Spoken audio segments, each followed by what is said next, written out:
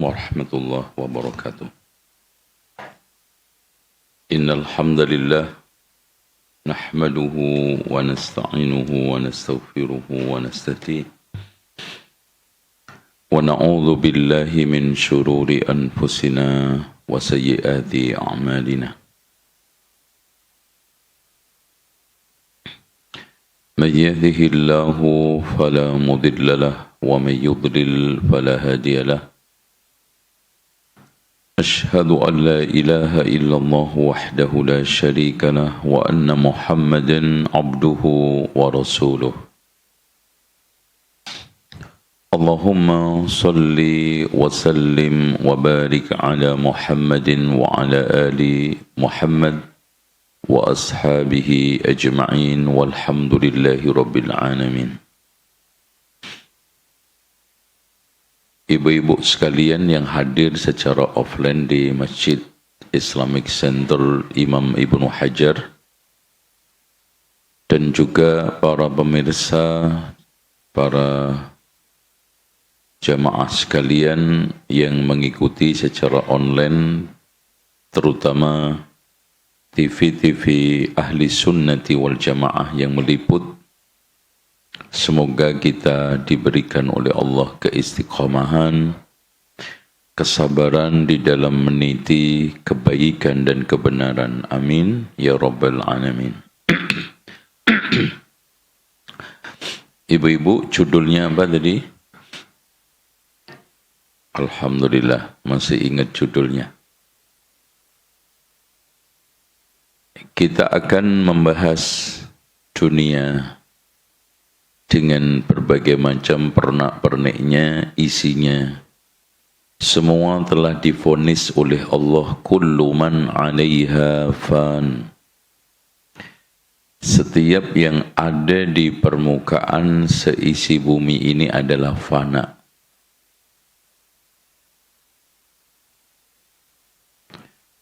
Makanya dunia merupakan hunian yang penuh dengan fitnah dan cobaan.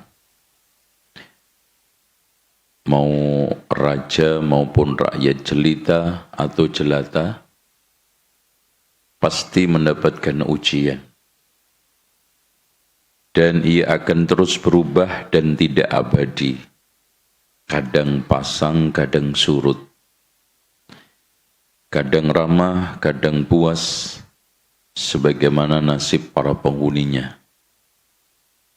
Makanya Allah vonis dunia ini dengan Rasulullah vonis dunia ini dengan hadisnya, ad-dunya sijnul mu'min wa jannatul kafir. Surga itu penjara untuk orang mukmin dan surga orang kafir.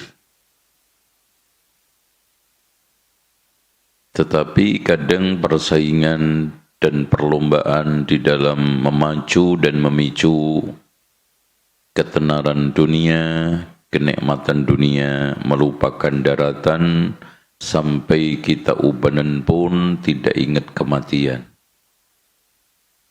Makanya Rasulullah menegaskan, yahram ibnu Adam wa tashibbu min husnatan. Manusia itu sampai ubanan, sampai tua, elek, bokek, mikirin dua hal. Ya, benar nggak Bu itu? Tua, elek, bokek, mate.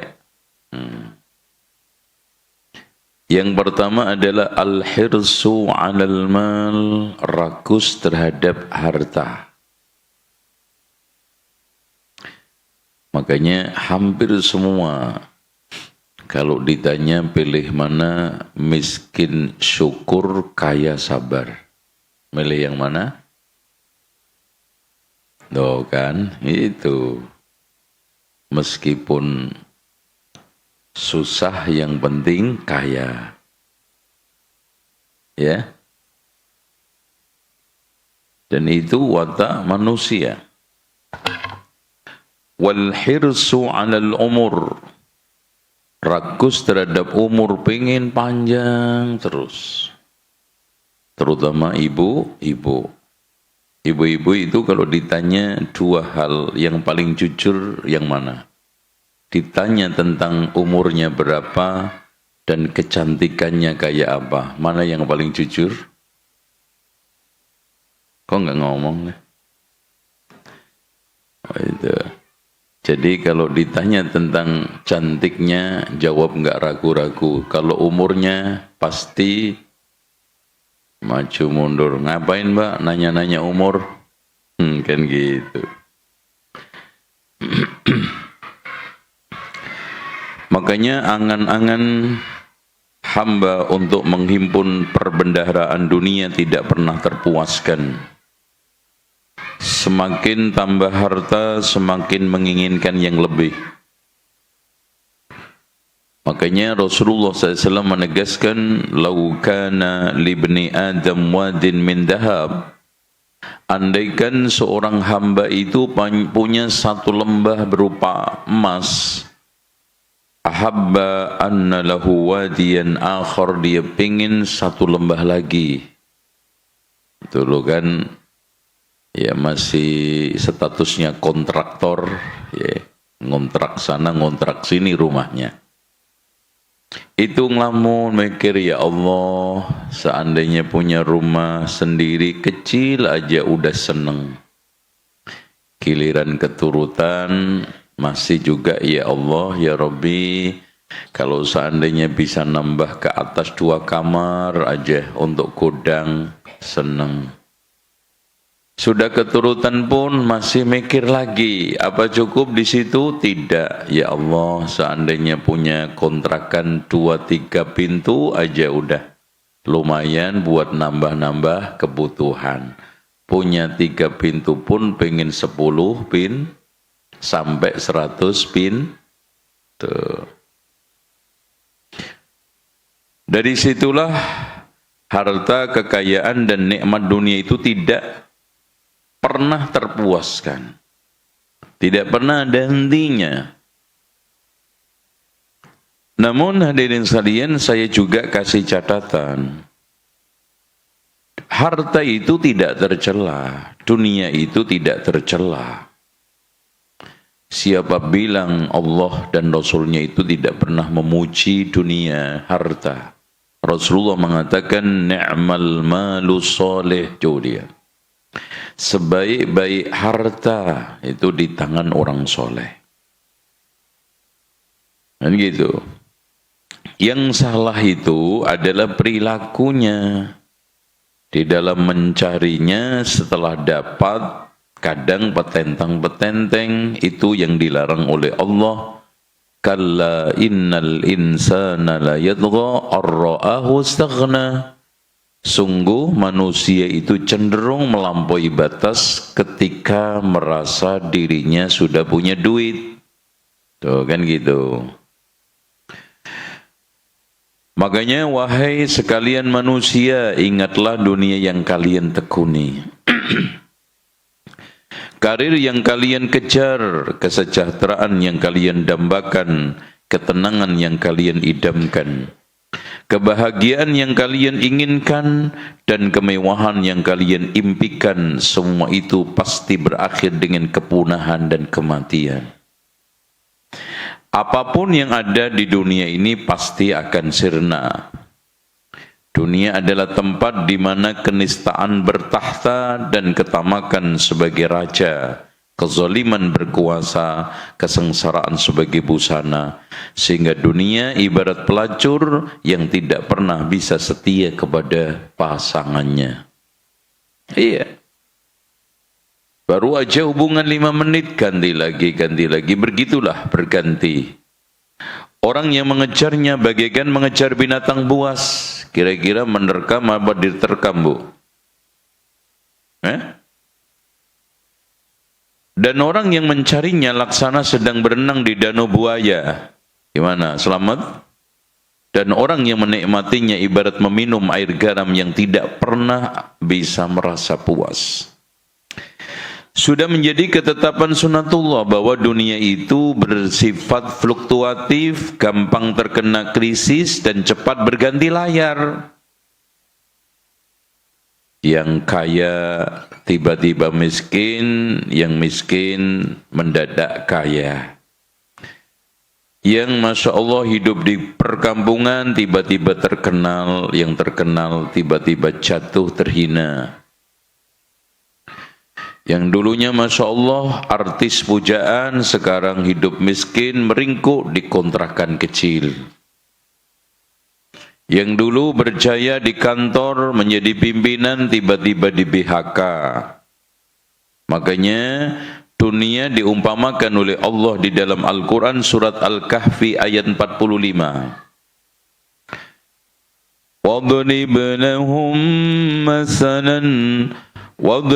لَهُمْ مَثَلَ الْحَيَاةِ الدُّنْيَا كَمَاءٍ أَنزَلْنَاهُ مِنَ السَّمَاءِ فَاخْتَلَطَ بِهِ نَبَاتُ الْأَرْضِ فَأَصْبَحَ هَشِيمًا تَذْرُوهُ الرِّيَاحُ وَكَانَ اللَّهُ عَلَى كُلِّ شَيْءٍ مُقْتَدِرًا.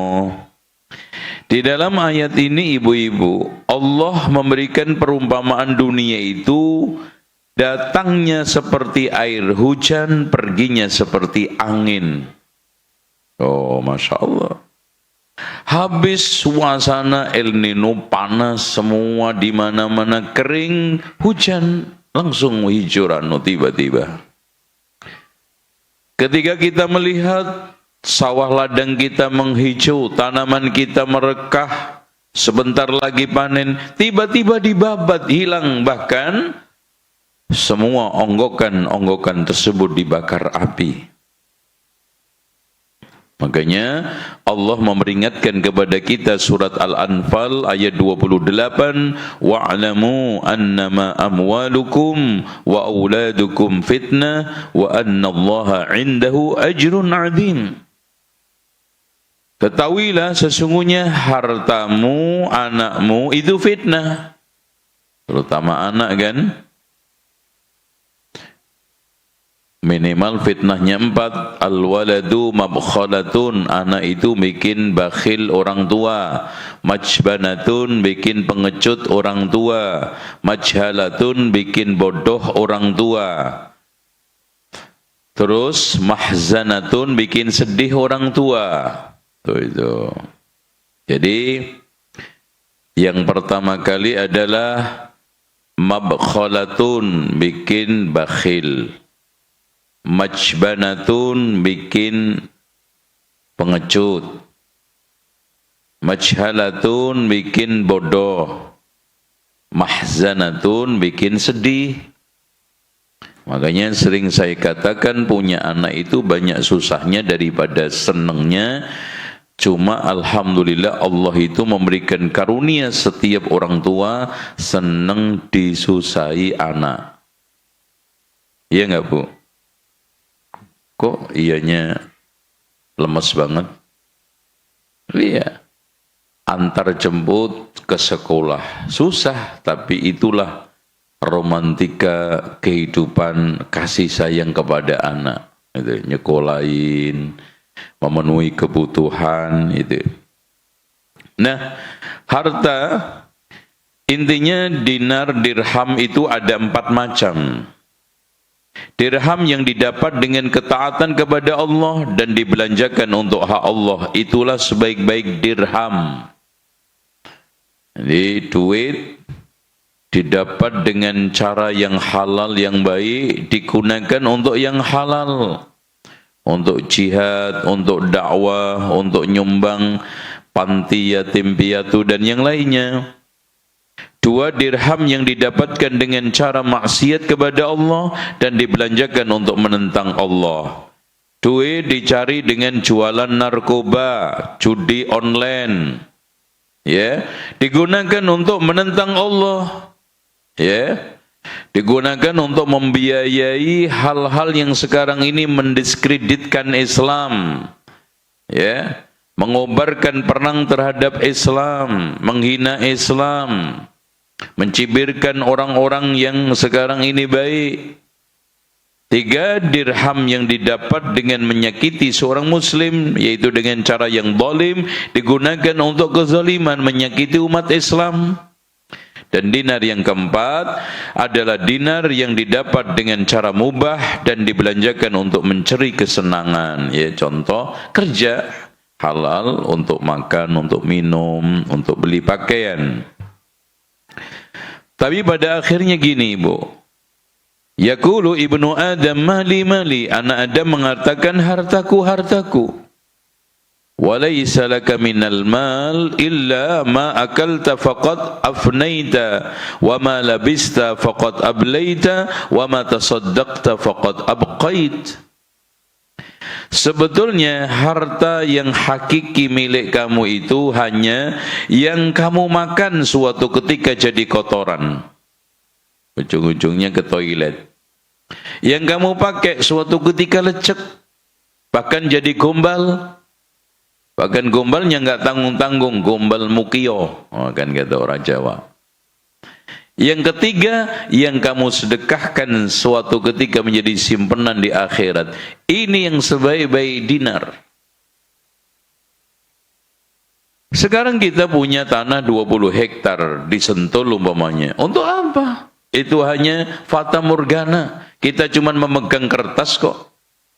Dipakai tiap hari keliling ya capek, dibuat kuburan semua, ketika mati ya nggak enak. Jadi yang kita nikmati betul-betul itu adalah yang kita makan suatu ketika jadi kotoran, yang kita pakai suatu ketika akan menjadi gombal, menjadi sampah, dan yang kita sedekahkan itulah yang jadi simpanan. Makanya di sini Yahya bin Mu'ad mengatakan dirham itu seperti kalajengking. Kalau kamu tidak pintar meruqyah, jangan coba-coba pegang. Beliau ditanya, apa itu ruqyahnya? Ambil yang halal, tunaikan haknya, zakatnya, infaknya, dan yakinlah air itu akan jernih ketika mengalir dan butek ketika diem. Harta itu akan barokah, harta itu akan mengalirkan kebaikan kepada pemiliknya ketika disedekahkan. Itu ya. Dengan demikian di dalam hidup ini yang baik hanya 3: bersyukur, mencari kesehatan, bertaubat, nggak ada lagi. Ya, apa tadi? Bersyukur, mencari kesehatan, bertaubat. Nggak ada sesuatu yang paling top dalam kehidupan ini, dan kebanyakan manusia ujung-ujungnya di situ. Semua ini hanya sarana, ujung-ujungnya adalah bagaimana kita itu bisa bersyukur sehingga yang ada ini kita bisa nikmati. Mencari kesehatan ujung-ujungnya supaya kita hidup sehat dan taubatan nasuha kepada Allah. Makanya tidak ada sesuatu yang paling utama dalam kehidupan kecuali taubat nasuha. Maka disinilah rahasianya dari sabda Rasulullah, man asbaha minkum aminan fi sirbi.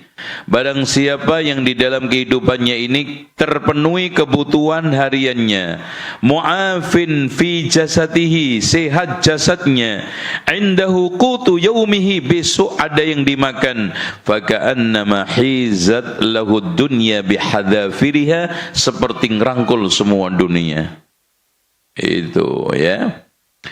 Makanya betul kata Abu Hazm, siapa yang mempunyai sifat 3 maka sempurnalah akalnya. Orang yang mengenali dirinya, siapa saya, dari mana diciptakan, untuk apa diciptakan, mau dikemanakan nanti setelah itu.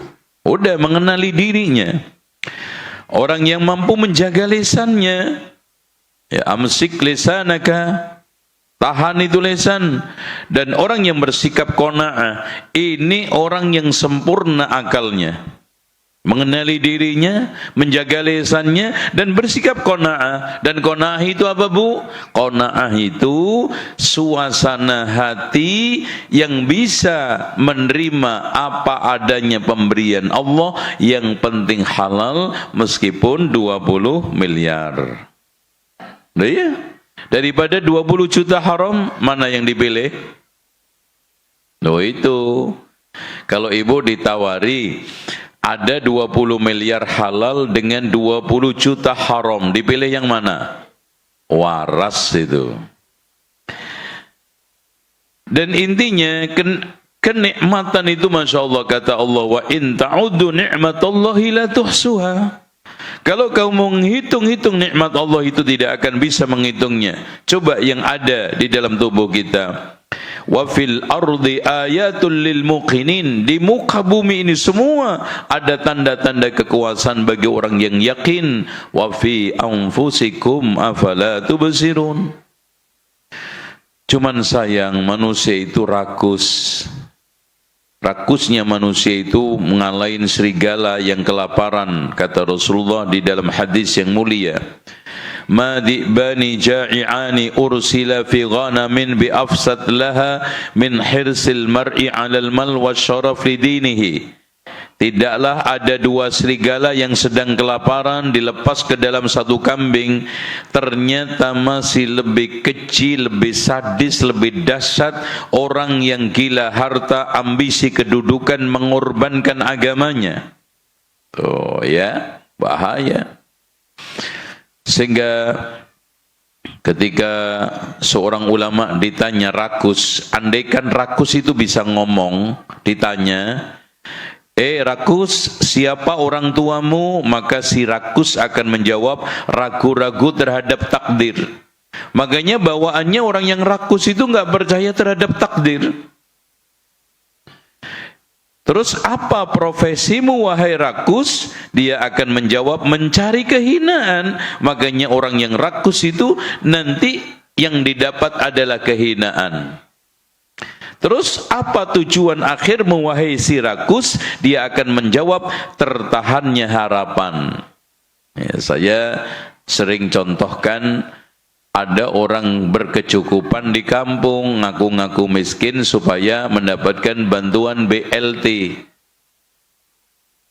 Ternyata ketahuan bu, dia nggak percaya takdir, ditakdirkan Allah berkecukupan, berpura-pura miskin. Terus mencari kehinaan. Coba bayangkan, dia sekarang dalam kelompok orang yang sekarang ini miskin dan menghinakan diri, dan akhirnya namanya dicoret, tidak mendapatkan apa yang diharapkan. Kan Masya Allah. Maka tanda-tanda orang bahagia itu ada 5. Yang penting semakin bertambah ilmunya, semakin rendah hati, dan bertambah kasih sayangnya. Itu lembut, kasih sayang sama sesama. Makin lama ngaji, jangan makin lama makin keras hati, keras watak, keras tabiat, keras kepala. Dicita kalau begitu. Semakin bertambah amalnya, semakin bertambah rasa takutnya, bukan sombong petentang-petenteng. Ya, makin takut amalnya ini tidak diterima oleh Allah. Semakin bertambah umurnya, semakin berkurang perasaan rakusnya. Karena rakus itu minimal menimbulkan empat sifat tercela. 1, zolim. Orang rakus itu cenderung zolim. 2, bodoh. Orang rakus itu cenderung bodoh. 3, pengecut. Orang rakus itu cenderung pengecut. 4, yaitu bakhil. Orang rakus itu cenderung bakhil. Makanya makin tambah umur makin kurang rakusnya. Karena yang dipikirkan cuman alam kubur dan kuburannya beserta amal bekalnya. Yang dipikirkan bagaimana nanti menghadap Allah, yang dipikirkan bagaimana nanti bekal-bekal menuju akhirat, langkah-langkah hati menuju akhirat ini dikuatkan. Itu. Ini kadang-kadang Masya Allah udah umur 52, dandanannya kayak 25. Itu kagak tahu diri. Semakin bertambah hartanya, semakin bertambah kedermawanannya dan kemurahan hatinya. Gitu. makin Masya Allah, terbuka tangannya untuk sesamanya, dermawan hatinya, sikapnya, pikirannya, mulutnya kepada orang-orang yang sekarang ini di sekitarnya. Yang terakhir, semakin bertambah tinggi jabatannya, semakin dekat dengan rakyat. Enggak seperti pejabat-pejabat yang angkuh, enggak seperti oknum-oknum yang sekarang ini diberikan kepercayaan kedudukan sama rakyat, cuman yang mau rakyat jelita bukan jelata. Kalau sekarang didampingkan dengan rakyat jelata, takut gudiken. Kalau didampingkan dengan rakyat jelita, wow, itu harapan. Sehingga kehidupannya makin hari makin gelap gulita hatinya dan rohaninya. Dari sinilah ibu-ibu sekalian, ada semacam peringatan. Sementara pemandangan yang ada sekarang adalah bagaimana tamaknya sebagian besar manusia terhadap dunia. Mereka pergi pagi-pagi mencari harta, bahkan dini hari sudah bertebaran di pasar-pasar. Salat malam, salat subuh entah masih ada atau tidak dalam pikirannya. Yang di kantor, yang di pabrik, terus saja asik dengan pekerjaan lemburnya. Tukang pungli, tukang upeti, tukang tipu, tukang peras, dan semua pelaku maksiat terus saja memperebutkan dunia. Mereka saling sikut, saling tendang, saling jegal. Bahkan di dalam kantor pun watak mentalnya saling gasak, saling gesek, saling gosok. Akhirnya semua merasa takut miskin, takut lapar, dan hidup serba pas-pasan. Yang kadang saya itu nggak habis pikir tuh Bu, ada di antara sekian koruptor yang ketangkep itu udah umur 70 tahun, Masya Allah. Ngapain? Seandainya sekarang dia mencukupkan, yang ada udah cukup sampai mati. Ya taruhlah kalau diberi jatah 80 kan tinggal 10 tahun. Coba, karena tidak di pikirannya ini akhirat, tidak ada Allah, ara'aital ladzi yukadzibu biddin, mendustakan agama, maka akhirnya kehidupannya Masya Allah seperti itu. Penjajah syahwat terus saja terlena, mempercantik diri, memuluskan tubuh, mengumbar auratnya. Yang pelacur, yang artis, yang penari, yang foto model, yang peragawati terus saja beraksi tanpa malu-malu lagi. Mereka senantiasa bangga menciptakan jurus-jurus neraka, jurus-jurus ngebor, jurus-jurus patah-patah, nggak tahu lagi apa jurusnya. Bukankah dunia seisinya ini diumpamakan oleh Rasulullah seperti bangkai kambing cacat yang mati? Ini bangkai cacat, ini kambing yang cacat, bangkai. Wallahi demi Allah, la dunya ahwanu ala hadha min hadha alaikum. Wallahi la dunya ahwanu ala Allah min hadha alaikum. Dunia itu lebih hina daripada kambing bangkai yang cacat. Cacat saja, cacat hidup nggak ada yang mau kok, apalagi bangkai. Maka Aun bin Abdullah berkata, orang-orang bijak pada zaman dahulu saling menulis pesan untuk teman-temannya. Siapa yang beramal untuk akhiratnya, maka Allah akan mencukupi keduniaannya. Siapa yang memperbaiki hubungannya dengan Allah, maka dia akan memperbaiki hubungannya dengan manusia. Dan siapa yang memperbaiki batinnya, maka Allah akan memperbaiki zahirnya. Oh ya, ini muqaddimah untuk kita masuk ke dalam bukunya Ibnul Jauzi. Baru muqaddimah nih Bu ya. Ya, gimana? Lanjut nggak? Apanya? Oke, sekarang kita masuk bukunya Imam Ibnul Jauzi. Di dalam buku ini beliau mengatakan, i'lam anna dunya la yasbut ala halin. Betul. Ketahuilah dunia ini tidak ada yang bertahan dalam satu posisi. satu keadaan. Jadi senang terus, ibu tidak akan pernah bisa merasakan bahagia kalau belum pernah menangis. Nah gitu. Makanya dikatakan sang penyair, samaniyatun tajri 'alal insani kullihi fala budda lil insani yalqas samaniyah. Ada 8 perkara yang pasti melalui semua manusia, dan siapapun orangnya pasti akan menemui 8 itu. Yang pertama, sururun wa huznun, gembira, senang, sedih. Ya, senang, sedih. Ibu kalau senang aja nggak akan pernah bisa bahagia karena nggak punya ukuran senangnya itu yang enak kayak apa. Makanya dibikin oleh Allah sedih sehingga kita tahu harganya, nilainya, dan begitu nikmatnya kesenangan. Tuh. Yang 34, istima'un wa furqatun, pertemuan perpisahan. Ibu tidak akan pernah bisa merasakan nikmatnya persahabatan kalau belum pernah diuji dengan perpisahan. Tuh, Masya Allah. Terus kemudian 56, ya usrun wa yusrun, sulit mudah. Bahkan Allah telah tegaskan, sudah menjadi sunnatullah, inna ma'al usri yusra. Kadang kehidupan ini yang kita hadapi, Masya Allah, penuh dengan apa? Kesulitan. Tapi ketahuilah kesulitan itu pasti akan berakhir dengan kemudahan. Nah, yang sekarang 78 yaitu sukumun wasihatun, sakit sehat. Hari-hari kadang-kadang Masya Allah dirundung dengan berbagai macam penyakit, wirawiri ke masjid. Ke masjid sampean, ke rumah sakit. Ngapain ke masjid? Waduh. Ternyata Masya Allah ketika sehat lupa daratan, ya. Makanya mumpung sehat, igtanim khamsan qabla khamsin, kata Rasulullah. Manfaatkan 5 sebelum 5. Di antaranya apa?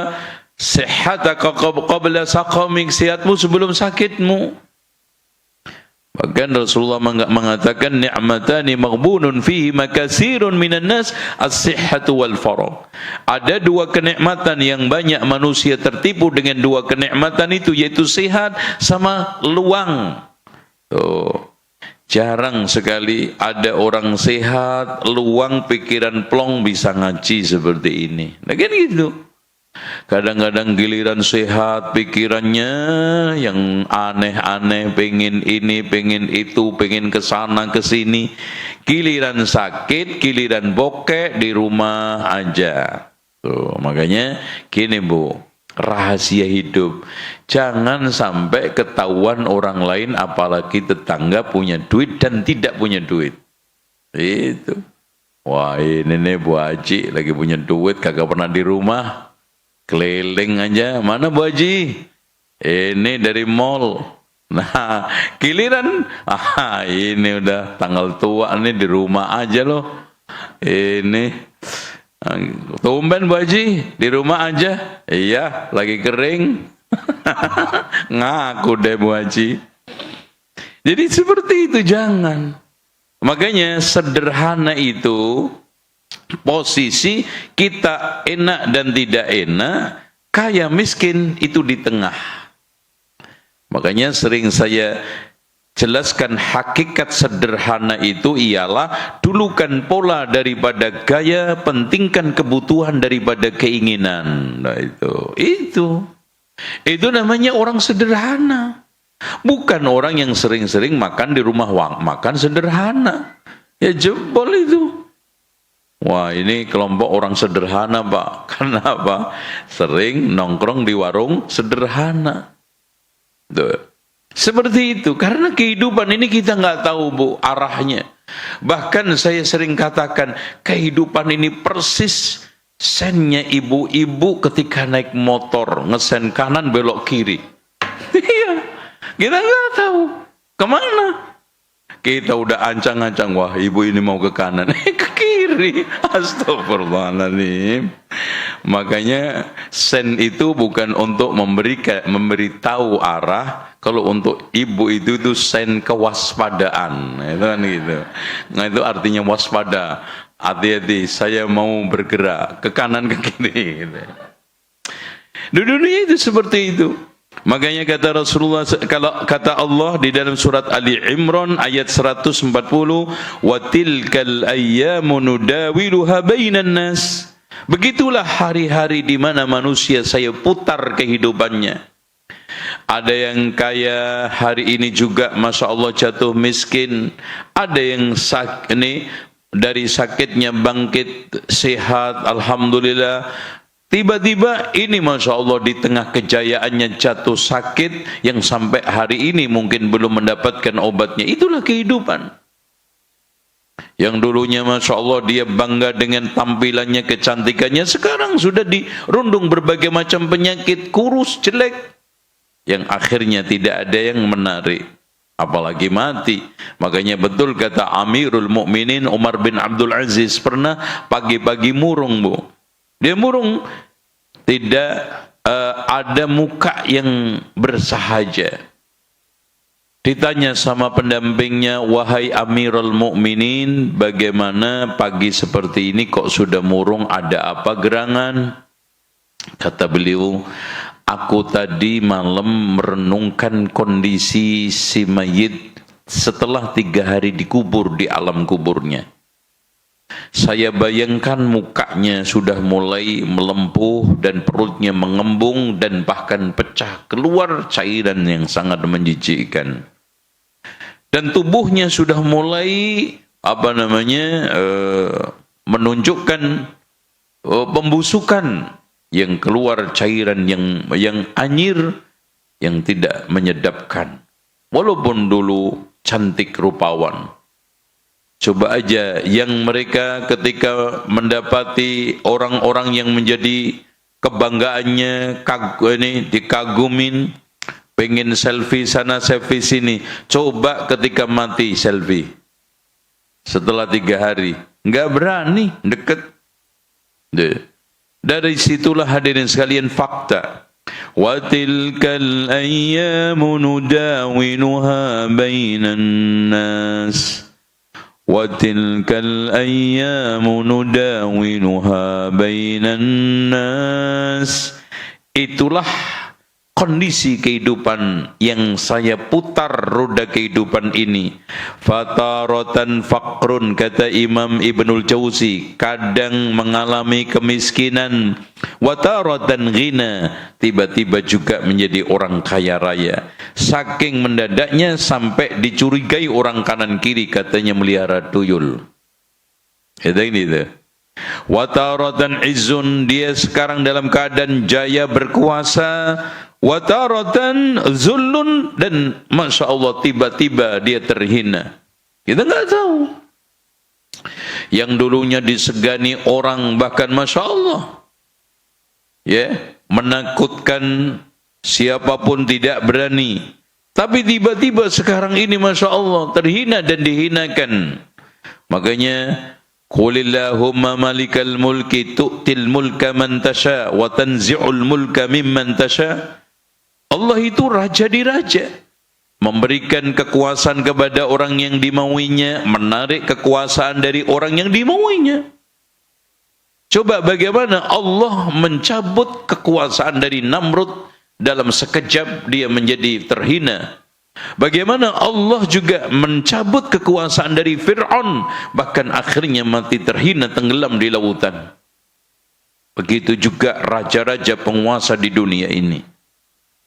Wataratan yafrahul mawali, kadang-kadang kita bergelak tawa dengan teman kita. Wataratan yasmutul aadi, tapi masya Allah tiba-tiba menjadi musuh bebuyutan.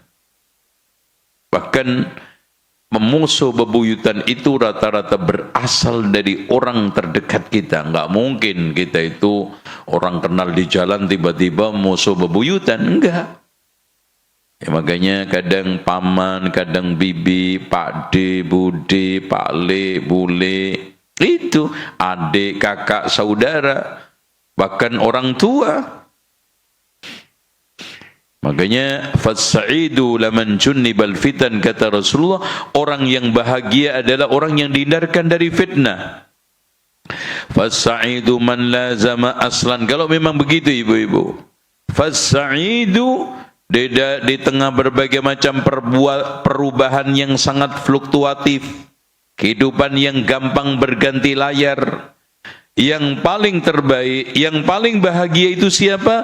Fasaidu man lazama aslan wahidan. Yang paling bahagia adalah orang yang bisa memegang satu prinsip, satu bekal, ala kulli halin, dan itu mendatangkan kebaikan pada setiap keadaan dan perubahan, wa huwa taqwallah. Itu inilah makanya Allah mengatakan inna akramakum indallahi atqakum. Orang takwalah yang tidak akan pernah terhina dalam setiap keadaan dan perubahan. Orang bertakwalah yang selalu beruntung pada setiap keadaan dan perubahan. Orang bertakwalah yang akan selalu mendapatkan kemuliaan di tengah berbagai macam kehinaan, jatuh bangun tumbang, manusia-manusia yang menghambakan pada dunia dan kekayaan. Maka Allah memuji orang-orang yang bertakwa banyak sekali di dalam Al-Quran. Dan Allah menjelaskan banyak sekali keutamaan takwa, di antaranya wa may yattaqi wa yasbir. Siapa yang bertakwa dan bersabar, fa innallaha la yudhi'u ajral muhsinin. Allah tidak menyanyiakan pahala orang-orang yang baik. Itu. Innahum wa in tasbiru wa tattaqu fa innahu la yadurru kaiduhum syai'a. Kalau mereka bersabar, bertakwa, maka tipu muslihat mereka itu enggak ada manfaatnya. Wa may yattaqillaha yaj'al lahu min amrihi yusra. Barang siapa yang bertakwa kepada Allah, maka Allah akan jadikan seluruh urusannya itu mudah. Oh, lihat, Masya Allah.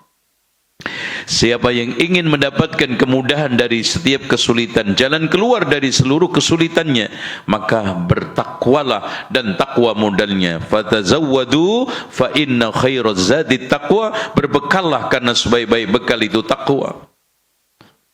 Dari sinilah Allah menegaskan kepada kita, wa may yattaqillaha yaj'al lahu makhraja wa yarzuqhu min haitsu la yahtasib.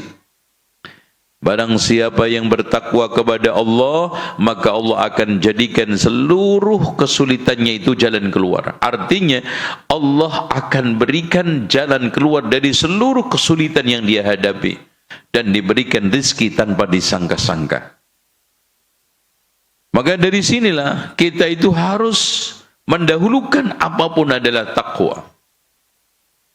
Dan takwa itu hakikatnya seperti yang ditegaskan oleh para ulama, takwa itu dari kalimat al-wiqayah, yaitu melindungi. Makanya secara bahasa safety belt itu adalah wiqayah, karena melindungi. Imunisasi itu wiqayah, melindungi sebelum kena penyakit. Makanya disebutkan oleh para ulama, definisi takwa adalah melindungi diri dari murka Allah, api neraka, azab Allah, dengan menjalankan perintahnya dan menjauhi larangannya. Dan Abdullah ibnu Mas'ud memberikan satu gambaran yang cantik tentang takwa. Beliau mengatakan, takwa hendaknya Allah itu kamu taati, tidak kamu maksiati. Satu. Hendaknya Allah itu kamu syukuri, tidak kamu kufuri. Dan hendaknya Allah itu kamu ingat, tidak kamu lupakan. Ditaati, tidak dimaksiati. Syukuri, tidak dikufuri. Diingat, tidak dilupakan. Dan subhanallah, ini ternyata dihimpun dalam satu doa yang diajarkan oleh Rasulullah, dianjurkan sangat untuk dibaca setelah tasyahud sebelum salam, yaitu Allahumma a'inni ala dzikrika wa syukrika wa husni ibadatik. Allahumma a'inni ala dzikrika, ngingat Allah untuk tidak melupakan, wasyukrika, bersyukur kepada Allah untuk tidak kufur, wa husni ibadatik, mentaati, tidak memaksiatinya. Hanya itu terus dibaca supaya ketakwaan kita itu terjaga, supaya dimanapun, ittaqillaha haitsuma kunta, kata Rasulullah. Bertakwalah kamu kepada Allah di mana saja kamu berada. Wa adbi'is sayyi'atil hasanati tamhuha, ikutilah setiap keburukan itu dengan kebaikan. Pokoknya kalau maksiat, dosa, tobat, kalau jelek dirubah dengan kebaikan, kalau sekarang salah dihentikan, lanjutkan dengan berbagai macam perbaikan dan kebaikan, gitu caranya. Nah, wa khaliqin nasa bi khuluqin hasan, pergaulilah orang dengan pergaulan yang baik. 3 modal kita hidup di dunia ini insya Allah akan aman. Modal yang pertama adalah kita bertakwa kepada Allah di mana saja kamu berada. Kita terus melakukan perbaikan dan perbaikan dengan taubat, dengan istighfar, dengan kita kembali kepada Allah. Karena pada akhirnya kullu bani Adam khata'un, setiap anak Adam itu salah, enggak ada satupun. Makanya sebaik-baik yang salah, coba lihat Bu. Wa khairul khata'in, bukan sebaik-baik orang itu yang enggak pernah salah. Bahkan dikatakan oleh Rasulullah, sebaik-baik orang yang salah adalah yang mau sadar, mau nyesel, mau tobat. Itu yang terbaik. Siapa di antara orang hidup di dunia ini yang tidak tercebur ke dalam kesalahan, tidak memiliki kekurangan, tidak pernah melakukan dosa? Makanya rahmat Allah turun berupa pengampunan, yaitu apa? Taubat pintunya. Maka Rasulullah mengatakan, ini Allah Subhanahu wa taala berfirman, "Qul ya ibadiyalladzina asrafu ala anfusihim la taqnatu min rahmatillah." Katakan Muhammad, wahai hamba-hambaku yang telah mengotori dirinya dengan perbuatan maksiat zalim, maka jangan putus asa terhadap rahmat Allah. Allah itu mengampuni semua dosa. Makanya saya sering katakan, bagian dari rahmat Allah, Bu, seandainya hamba ini melakukan perbuatan dosa 70 tahun lebih, Allah bisa saja ampuni dengan kebaikan tobat cuman sehari. Masya Allah. Makanya yang paling ditakuti oleh iblis itu apa? Taubat dan istighfar. Makanya ketika Allah berfirman di dalam hadis qudsi, ya, sebelumnya iblis mengatakan, demi izzahmu dan keagunganmu ya Allah, aku akan terus sesatkan anak Adam selagi hayat masih dikandung badannya. Kata Allah, wa izzati wa jalali, demi keagunganku dan juga izzahku, aku akan ampuni selagi mereka itu istighfar. No, itu Masya Allah. Maka kunci hidup itu istighfar.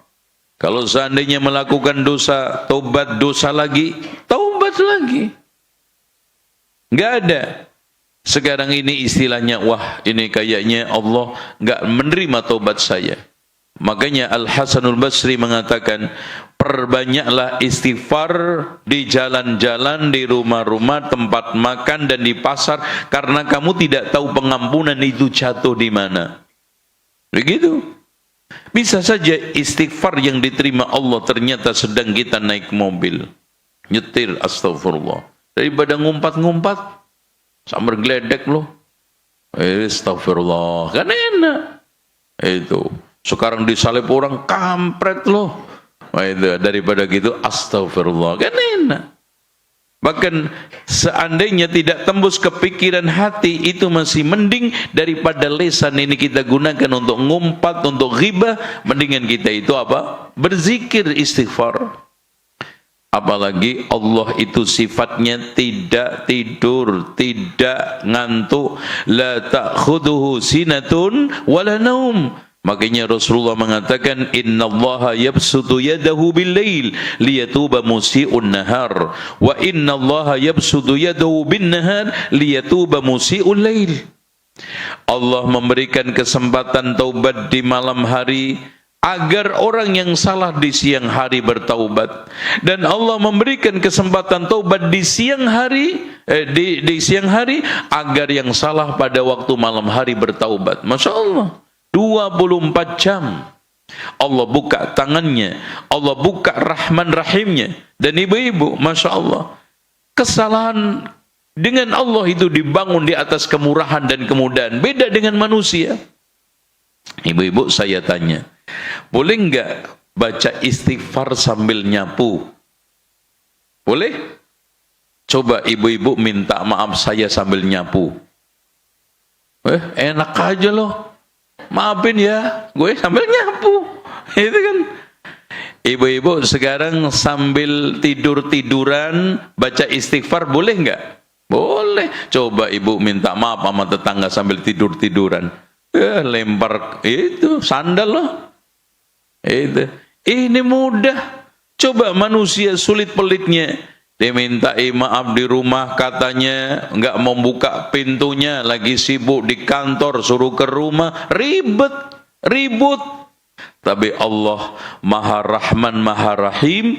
Manusia yang penting taubatan nasuhah, di mana saja diterima, apalagi di masjid, apalagi sedang tahajud, apalagi sedang di raudhah, apalagi kita sedang di Masjidil Haram, Masjidil Nabawi. Subhanallah, itulah kemurahan Allah, jangan dilewatkan. Terus hiasi diri dengan istighfar taubat, karena kata Rasulullah, wa innahu la yughanu qalbi, kadang hatiku gelisah. Wa inni atubu ilallahi mi'ata marratin fil yaum, aku bertaubat sehari itu sampai 100 kali. Makanya fa innahu inistaghna zanathu, karena ketika seorang itu sudah menghiasi dengan ketakwaan, maka ketakwaan itu akan menambahinya.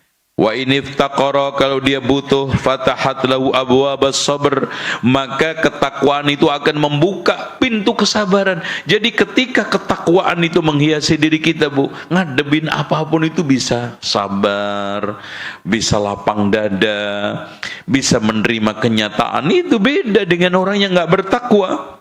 Wa in ufiya tammatin ni'matu alaihi, apalagi dalam keadaan sehat wal afiat, duit lagi banyak, Masya Allah, itu subhanallah, nikmat itu makin berharga dengan ketakwaan, nikmat itu makin sempurna dengan ketakwaan itu. Beda dengan orang yang enggak bertakwa, punya duit banyak, pikirannya malah ruwet, apalagi ketika enggak punya duit lebih mumet. Wa ini betulia hamalathu, Masya Allah, kalau diuji maka ketakwaan itu akan menopang kita, mendukung kita dengan dukungan support yang kuat, menguatkan. Wala yadurruhu, tidak membahayakan, in nazala bi zaman aw sa'at, mau naik mau turun, enggak membahayakan dirinya. Orang yang bertakwa tidak akan pernah menangis karena dia jatuh, dan tidak akan pernah terbahak-bahak karena naik. Bahkan semua dihadapi dengan lapang dada. Makanya orang mukmin itu adanya, dan ini adalah sumber kebaikan, ketika nikmat syukur, ketika kena musibah sabar, ketika melakukan dosa istighfar. Sehingga Rasulullah mengatakan, ajaban li amril mu'min, saya heran terhadap urusan orang mukmin. Inna amrahu kullahu khair, semua urusannya itu baik. In asabathu sarra, kalau mendapatkan kenikmatan, syakara fakana khairan lahu, syukur, maka itu baik buatnya. Wa in asabathu dharra, kalau dia tertimpa ujian, musibah, sabara sabar fakana khairan lahu, itu juga baik buatnya. au a'rahu au kasau, mau sekarang hidup Masya Allah hanya punya satu pakaian ibarat telanjang, mau sekarang bergelimang dengan berbagai macam pakaian, tetap juga sama. Au asba'u, kekenyangan, kelaparan, sama. Lianna jami'a tilkal asya tazulu wa tataghayyar, karena semua itu tidak ada yang abadi, tidak ada yang awet, semua akan mengalami perubahan. Yang tidak berubah, yang tidak pernah menghinakan dan mendatangkan kehinaan adalah taqwa Allah. Wa taqwa, makanya takwa adalah aslus salama, asas pilar keselamatan, kesejahteraan. Harisun la yanam, penjaga kita yang tidak pernah tidur, Masya Allah. Ya'khudhu bil yad indal athara, menarik tangan kita ketika kita kepleset. Itu takwa, yang menarik tangan kita. Wa yuwafiqu 'alal hudud, dialah yang menggiring kita untuk tidak menginjak batasan-batasan Allah. Wal munkar man agharrathu ladzatun, adapun kemungkaran adalah orang yang tertipu kelezatan sesaat. Hasalat ma'adami taqwa, itu semua didapat karena tidak ada ketakwaan.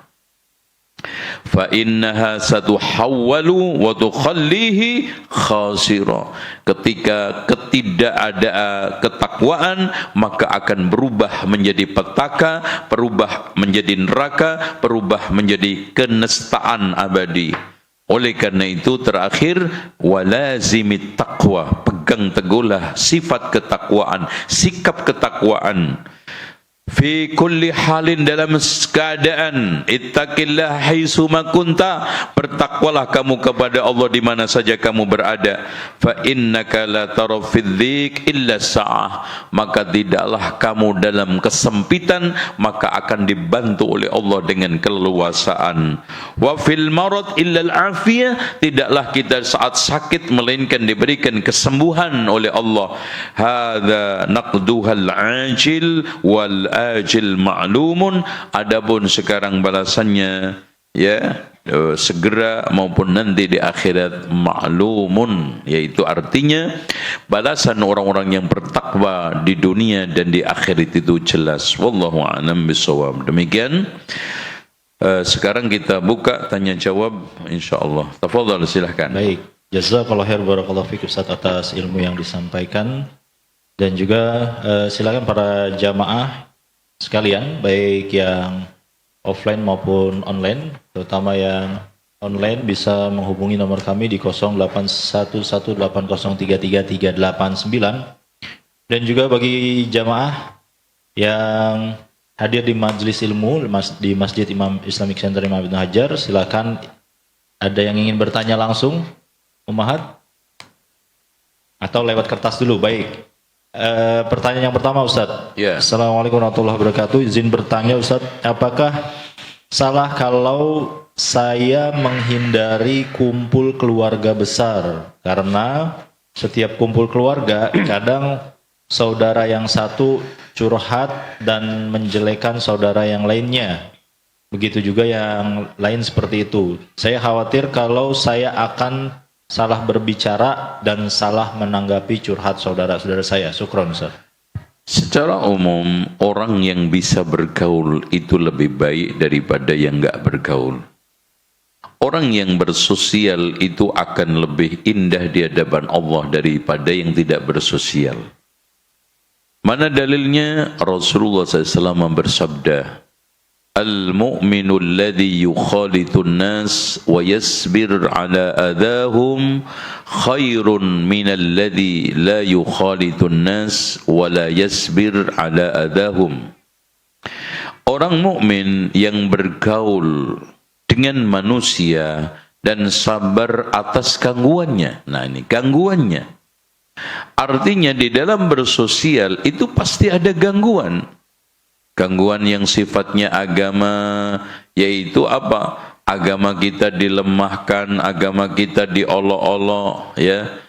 Syiar-syiar yang sedang kita hidupkan dihina-hina, itu gangguan. Gangguan dunia kita, mungkin saja status sosial kita miskin, direndah-rendahkan, status jabatan kita, pekerjaan kita, mungkin apaan loh, kerja cuman seperti itu. Sabar. Termasuk gangguan bersosial adalah tadi. Ada orang yang suka ngomongin orang, ada yang suka ngomongin suaminya, ada yang suka ngomongin tetangganya, ada yang suka ngomongin besannya, ada yang suka ngomongin menantunya, ada yang suka ngomongin kucingnya. Ada nggak? Iya, karena melihara kucing di rumah.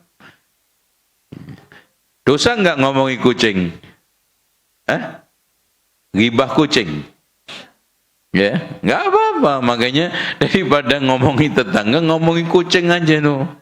Tuh kucing saya itu dikasih makan juga masih juga rakus. Nah, nggak apa-apa. Ya, dan potensi-potensi seperti itu pasti ada. Tapi kita nyampur dengan keluarga besar.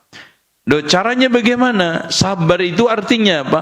Ada usaha untuk memperbaiki, ada usaha untuk menjadi orang yang sekarang memberikan masukan, motivasi, memperbaiki keadaan. Jangan ikut arus, jangan lumer dengan kondisi, jangan kita itu membaur. Akhirnya apa? Akhirnya sama dengan mereka. Bukankah suatu hal yang indah kalau omongan-omongan itu kita tidak pedulikan, kita alihkan caranya. Umpamanya dia ingin mengajak bicara dengan kita, bicarakan si fulan, Mbak, tanya aja gimana anaknya jadi masuk ke Ibnu Hajar, dengan gitu dialihkan.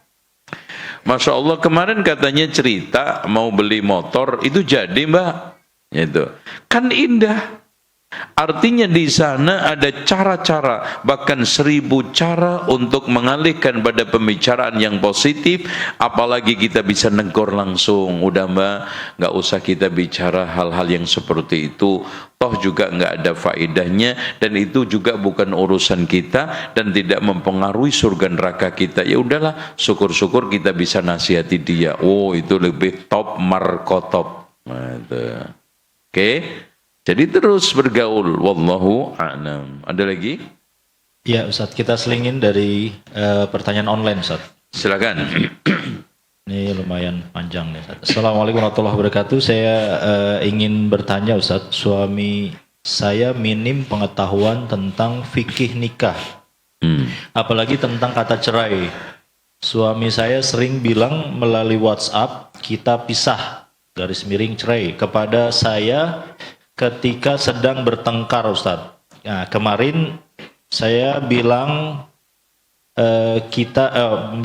suami saya bilang kita tidak ada hubungan apa-apa lagi. Saya tanya maksudnya apa? Dia menjawab, ya tidak ada apa-apa.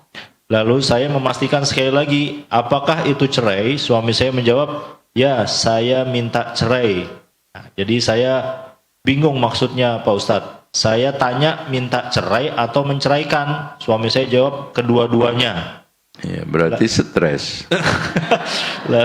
Lalu saya pastikan sekali lagi, apakah maksud kata kamu di atas untuk menceraikan saya hari ini sudah diniatkan di hati? Dia menjawab, ya cerai, puas kamu. Nah, saya tidak terpaksa.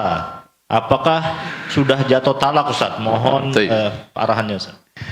Langkah pertama, suami seperti ini harus diruqyah. Ya. Ini karena kemungkinan di otaknya di sini lagi ruwet, banyak setan yang masuk. Diruqyah. Dan ini bukan hal guyonan, betul. Jadi ruqyah itu bukan orang yang sedang kesurupan saja. Orang-orang yang hatinya sedang ruwet karena jauh dari zikir kepada Allah. Makanya ala bidzikrillahi tatmainnul qulub. Ketahuilah dengan zikir kepada Allah, yaitu membaca Al-Quran, zikir yang paling tertinggi, maka hati pikirannya akan tenang.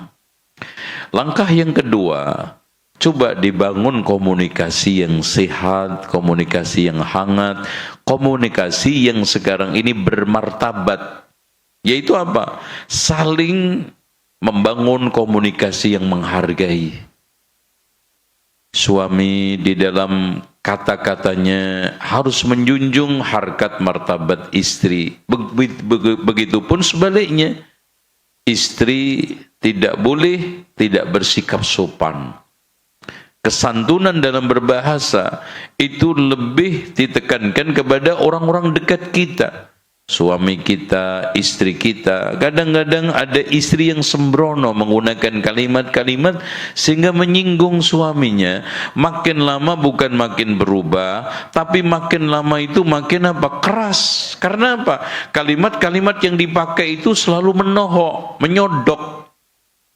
Gitu ya. Nah, langkah yang ketiga, coba cari mediator, mentor yang efektif untuk menengah-nengahinya. Mentor yang efektif ini bisa orang tua, paman, pak le, pade, orang-orang dekat atau mungkin ustadz. Supaya di sini ada pihak yang didengar, ada pihak yang objektif memandang perkara kedua belah pihak yang kemungkinan subjektif. Makanya kalau ada yang curhat ibu atau bapak suami istri itu selalu nggak saya tanggapin kalau dua-duanya tidak hadir. Kenapa? Karena pembelaan dan subjektif. Nah, langkah yang keempat, nah ini yang terakhir ini, coba sekarang ini diadakan semacam apa ya, SWOT itu kalau di dalam perusahaan. Didata masalahnya.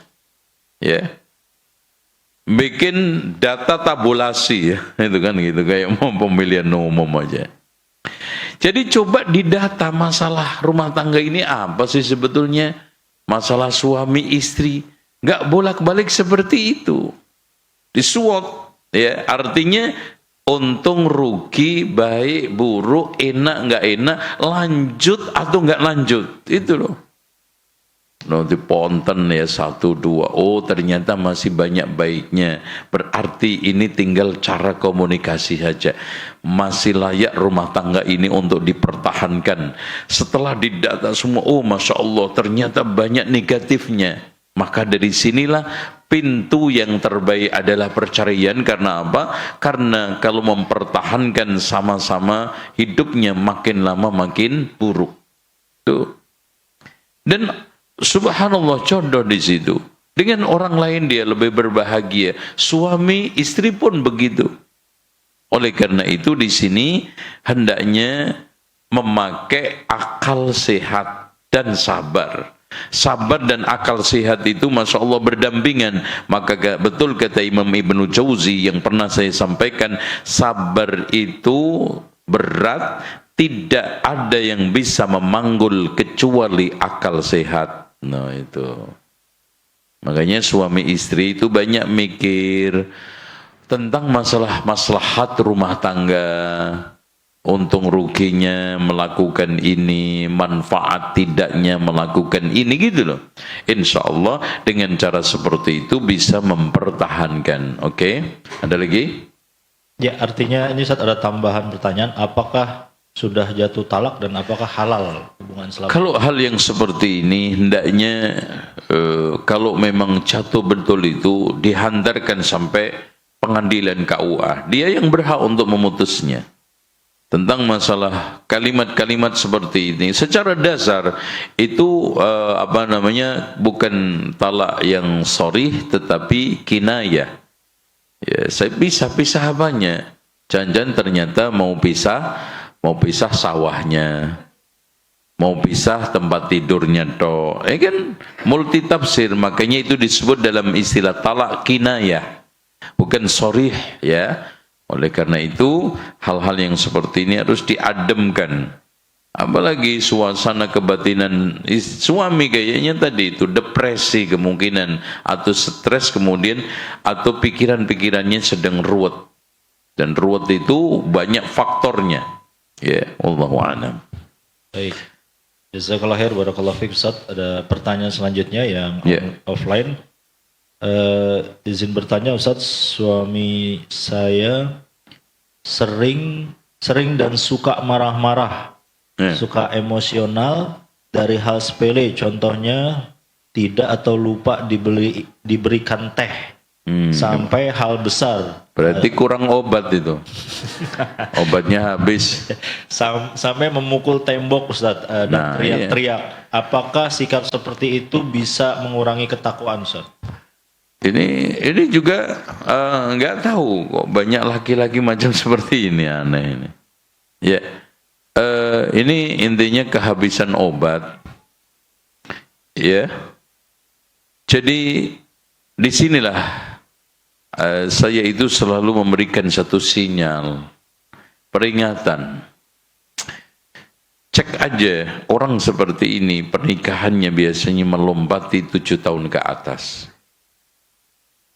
Makanya sering saya katakan, pernikahan tahun pertama dihiasi dengan cinta.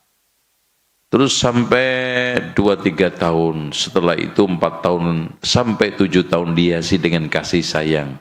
Setelah itu yang mempertahankan adalah akhlak, agama, dan penunaian hak kewajibannya.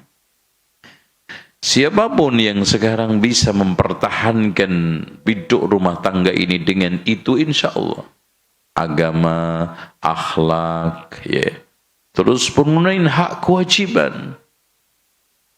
Coba lihat aja, cek di dalam kehidupan sehari-hari. Kadang-kadang suami istri itu meremehkan yang sepele. Makanya ada satu ungkapan, jangan menyepelekan yang remeh, jangan meremehkan yang sepele. Contoh dalam kehidupan biasa, kita meremehkan lampu yang sedang konslet. Ternyata itu sumber kebakaran gedung. Iya tidak? Contoh, kadang ada sebagian orang yang meremehkan sikat gigi. Ya. Jadi jarang gosok gigi. Akhirnya apa? Dari situ pemicu apa? Permasalahan hidup. Berarti kan gitu. Kadang-kadang menyepelekan masalah ketika menyambut suami datang dari kantor. Kadang ada istri bentuknya Masya Allah daul-daul. Terus kemudian dicium jidatnya bau PPO. Remason, aduh, gitu.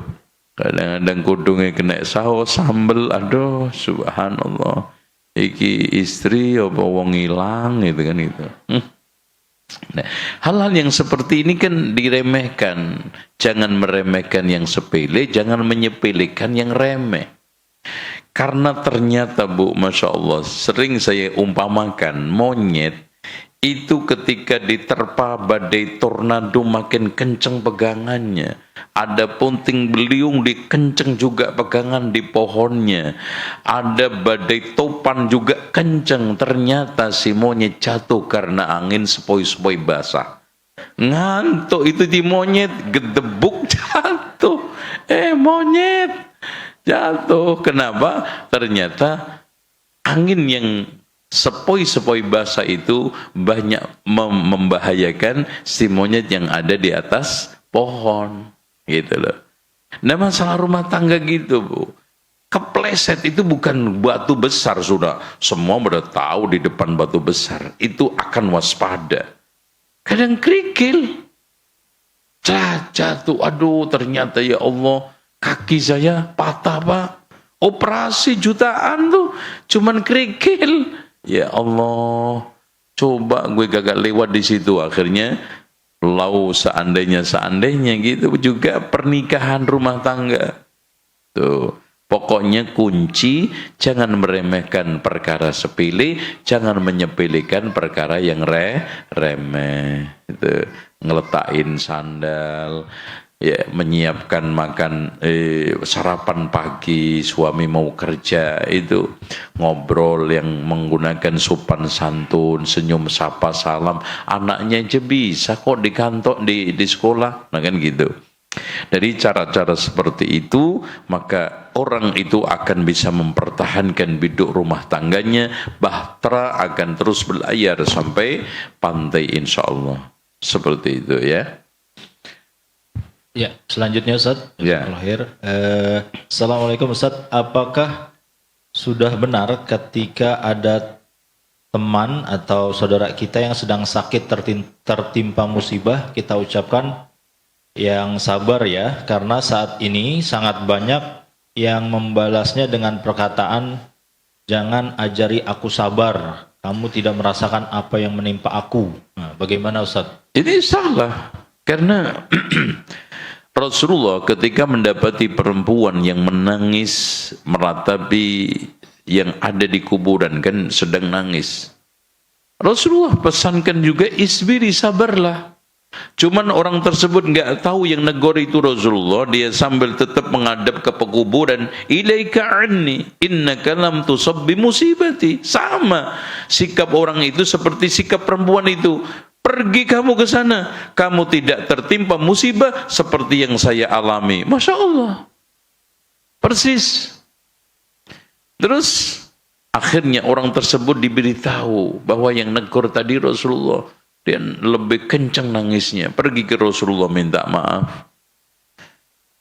Apa kata Rasulullah? Innamas sabru inda sadmatil ula. Kesabaran itu diperlukan sangat ketika ketatap pertama kali. Karena kedua, ketiga, keempat tidak perlu. Contoh, ibu ketatap, tek. Wah, itu yang butuh kesabaran. Kalau sudah digosok 2-3 kali, ya udahlah, kan gitu. Makanya ketika kena pertama kali, dan kuncinya cuma sabar. Terus apa lagi? Makanya tadi dikatakan Ibnul Jauzi, sabar itu berat, tidak ada yang bisa memanggul kecuali akal sehat.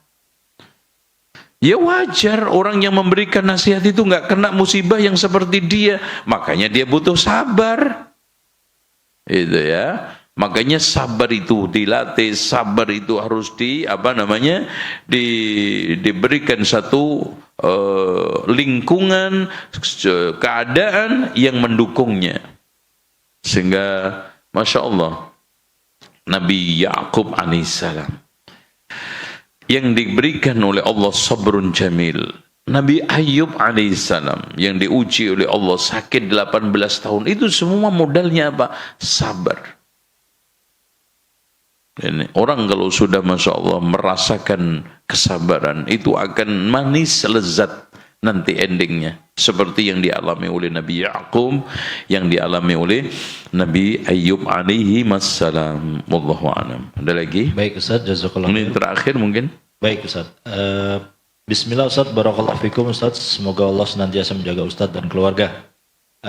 Ustaz, ketika kita merasa pernah melakukan kesalahan kepada teman kita dan sudah meminta maaf, apakah hal tersebut sudah menggugurkan dosa kita? Bagaimana kita tahu sudah dimaafkan karena beliau tidak menjawab apapun? Kemudian, jika kita menjaga jarak dengan teman kita dengan tujuan supaya tidak lagi terjadi perselisihan, apakah hal ini diperbolehkan? Kami masih bersalaman dan saling ucap salam, akan tetapi hanya sampai itu saja Ustaz. Jazakumullah khairan. Ya, ini perintah Allah di dalam surat Al-A'raf ayat 199 sampai 200, yaitu apa? Khudil af, maafkan dia, sudah. Lebih daripada itu kita tidak diberikan oleh Allah kekuasaan untuk mengendalikan hati orang apakah dia itu memaafkan atau tidak. Itu bukan kuasa kita, dan itu bukan kewajiban kita dan tanggung jawab kita. Dia memaafkan atau tidak memaafkan, yang penting kita sudah minta maaf. Itu satu. Terus kemudian yang kedua, wa'mur bil urfi, perintahkan kebaikan. Artinya yang penting kita melakukan kebaikan, memperbaiki hubungan. Nah yang terakhir, wa'arid 'anil jahilin, berpalinglah dari sikap-sikap orang jahil. Yaitu apa? Jangan bersikap menghadapi dia itu sikap-sikap orang jahil, sikap orang-orang yang tidak berilmu, sikap orang-orang yang tidak beradab, alias idfa' billati hiya ahsanu sayyi'ah. Tolaklah keburukan itu dengan yang lebih baik, yang lebih bermoral, yang lebih beradab, yang lebih berakhlak. Insya Allah dari situlah kita akan menjadi orang yang terbaik di antara mereka yang ada. Itu sikap Rasulullah yang dilakukan kepada mereka-mereka yang memusuhinya. Dan itu yang bisa kita lakukan, tidak lebih daripada itu. Makanya Bu, Masya Allah, sikap orang bertakwa disebutkan oleh Allah, alladzina yunfiquna fis sarra'i wadh-dharra, yang selalu berinfak dalam keadaan lapang dan sempit, wal kadhiminal ghaidha, menahan dendam, menahan perasaan, menahan hati ketika tidak dimaafkan tadi, wal 'afina 'anil nas, memaafkan orang lain. Nah itu ketiga. Kenapa Allah tekankan memberikan maaf, tidak minta maaf? Karena memaafkan itu lebih sulit daripada meminta maaf. Sering kita dapatkan cerita seperti sekarang ini, ada orang minta maaf, tapi jarang kita dengar orang yang memberikan maaf. Apalagi dia merasa benar, apalagi dia merasa yang selama ini dizolimi benar-benar nyata. Oh kan? Dalam posisi seperti ini, memberikan maaf adalah istimewa. Makanya surganya seluas langit dan bumi. Istimewa juga. Wal'afina 'anil nas. Dan seperti itu hendaknya menjadi sifat kita. Ibu-ibu, orang itu akan diberikan oleh Allah kenikmatan hidup dan lapang dada. Kalau kita itu tidak memiliki ghil, catatan, keruh hati, benci kepada orang lain.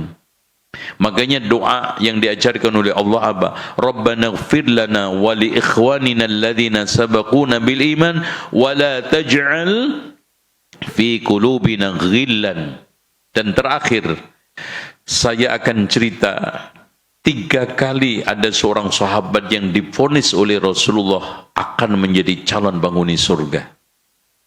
Ternyata setelah dicek oleh Abdullah ibnu Amr bin As, 3 hari 3 malam dia nginep, dia tidak memiliki amalan yang istimewa. Cuma dia tidak pernah punya rasa sakit hati, kecewa, dongkol, dan syirik hati kepada orang lain. Ghil. Itulah yang berat, itu aku yang tidak bisa, kata Abdullah. Dan itu kita usahakan. Itulah dalam ungkapan para ulama, salamatus sadr, mengamankan hati kita, perasaan kepada orang lain yang negatif. Salamatus sadr, membersihkan perasaan negatif dari orang lain. Itu merupakan suatu yang berat, yang istimewa, yang itu bisa memasukkan seorang sahabat ini sampai 3 kali divonis oleh Rasulullah calon penghuni surga. Makanya kita memohon kepada Allahumma inna nas'aluka salamatas sadr, Allahumma rzuqna salamatas sadr. Ya Allah, aku mohon kepadamu salamatus sadr, ya, hati yang selamat dari perasaan negatif kepada orang lain, hati yang selamat dari perasaan negatif untuk memvonis negatif orang lain. Hasad, iri, dengki, sombong, angkuh, semua semoga dinyahkan dari hati kita semua, ya. Demikian, mudah-mudahan bermanfaat. Dan ini yang terakhir, silakan. Iya Ustaz, satu lagi Ustaz ya. Yang terakhir. Disimpulkan Ustaz ya. Iya, iya. Ada lagi? Masih Ustaz. Apa itu? Yang satu tambahan yang tadi Ustaz, kalau teman kita sudah meninggal, gimana cara minta maafnya Ustaz? Ya, bacakan istighfar. Jadi ada orang-orang yang punya hak kezaliman atau apapun kepada orang-orang yang sudah meninggal dunia. Cara untuk minta maafnya adalah memohonkan kepada dia pengampunan setulus-tulusnya. Insya Allah dengan cara seperti itu, maka kebaikan kita akan bisa menutupi kesalahan kepada dirinya. Kalau berupa materi, kembalikan haknya. Uang, utang, pinjaman kepada ahli warisnya. Kalau kita tidak ketemu ahli warisnya, sedekahkan atas nama dia. Itu cara bertaubat kesalahan kepada orang lain yang sudah meninggal dunia. Wallahu a'lam. Cukup. Baik, jazakallahu khair, barakallahu fiik Ustaz atas materi yang disampaikan. Kami minta sedikit closing statement dari Ustaz Fadhol. Baik. Dari kesimpulan di ujung dari kajian ini, Bapak Ibu sekalian, pemirsa dan ibu-ibu yang hadir secara offline, intinya kehidupan ini adalah sarana, keduniaan adalah jembatan, tujuan kita utama adalah akhirat. Dan dunia ini tidak ada satupun yang abadi. Kullu man 'alaiha fan. Dan dunia memiliki satu ciri khas, gampang berganti layar, fluktuatif dan gampang terkena krisis. Dengan demikian, pilar utama yang bisa mengokohkan kehidupan tidak ada satu-satunya selain takwa. Maka hiasilah diri kita dengan ketakwaan, dan hakikat daripada ketakwaan itu tidak lain adalah menjaga diri dari azab Allah, murka Allah, neraka dengan melaksanakan perintahnya dan menjauhi larangannya secara istiqamah. Mudah-mudahan kita termasuk orang-orang yang muttaqin, dan semoga apa saja ilmu yang kita pelajari hari ini dijadikan oleh Allah ilmu yang bermanfaat, dan Allah selalu mengajarkan kepada kita ilmu-ilmu yang bermanfaat. Semoga pertemuan kita pertemuan yang dirahmati oleh Allah, dan perpisahan kita perpisahan yang dijauhkan oleh Allah dari keruh hati dan perpecahan. Subhanakallahumma wa bihamdika asyhadu an la ilaha illa anta astaghfiruka wa atubu ilaik. Wa sallallahu ala Muhammadin wa ala ali Muhammad walhamdulillahi rabbil alamin. Wassalamualaikum warahmatullahi wabarakatuh.